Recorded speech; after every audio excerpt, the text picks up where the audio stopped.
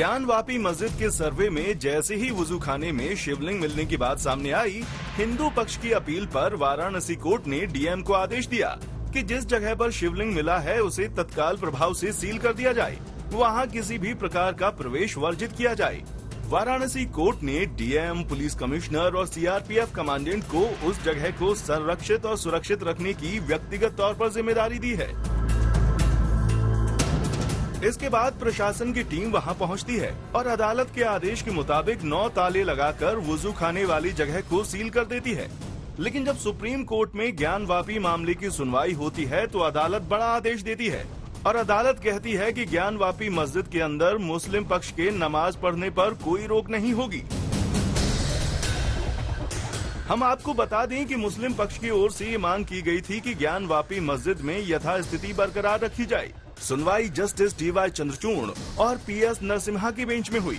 मुस्लिम पक्ष की ओर से पैरवी कर रहे वकील हुफैजा अहमदी ने सुप्रीम कोर्ट में कहा कि आप परिसर को सील कैसे कर सकते हैं? गैर कानूनी निर्देशों की झड़ी लगी हुई है।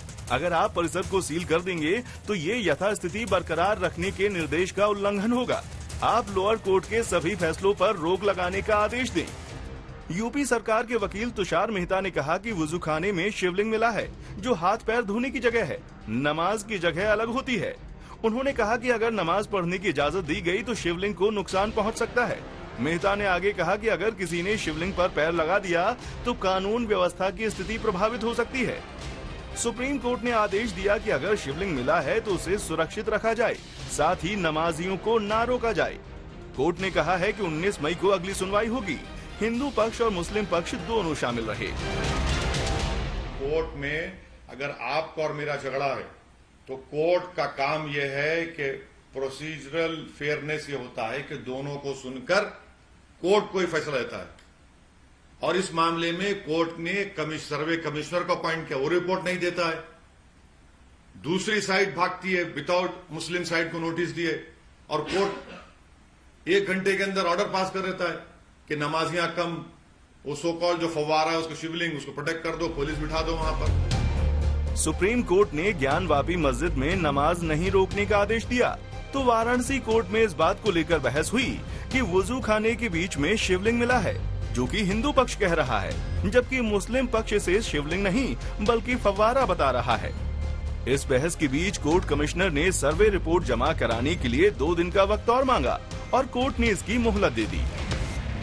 2 दिन का समय हमने मांगा था। 2 दिन के समय माननीय न्यायालय ने दे दिया कि 2 दिन के समय में आप लोग रिपोर्ट दाखिल कर दें। अजय मिश्र को हटा भी दिया है, क्या उसमें कोई टिप्पणी नहीं करनी है। निष्पक्ष जांच की जा रही है, निष्पक्ष रिपोर्ट दिया जाएगा। निष्पक्ष तरीके से बिना किसी भेदभाव के हम लोग रिपोर्ट दाखिल करेंगे, इसलिए ये एप्लीकेशन दिया गया था। उस पर माननीय न्यायालय ने आदेश पारित कर दिया है। अब माननीय न्यायालय का आदेश सर्वोपरि है, उसके ऊपर कोई नहीं है। लेकिन इस बीच ज्ञानवापी में सर्वे करने वाले कोर्ट कमिश्नर अजय मिश्रा को वाराणसी कोर्ट ने हटा दिया। कहा कि अजय मिश्रा के सहयोगी आरपी सिंह मीडिया में जानकारी लीक कर रहे थे। अचानक से इस पूरे मुद्दे पर अजय मिश्रा से एक्सक्लूसिव बातचीत की गई। क्या कह रहे हैं कोर्ट कमिश्नर अजय मिश्रा, आइए आपको भी सुनवाते हैं। कि हमारी गलती क्या है ये तो मैं शायद राजनीति से समझ गया हूँ। मेरा सीधापन ही मेरी जो है गलती है। आपके चेहरे पर एक मुस्कान है। ये असंतोष है कि मैंने कुछ गलत नहीं किया है। ये मुस्कान डे 1 पर भी थी और आज भी है। वो हमेशा रहेगी सर, स्वाभाविक है। आप खुद को निष्पक्ष मानते हैं आज भी?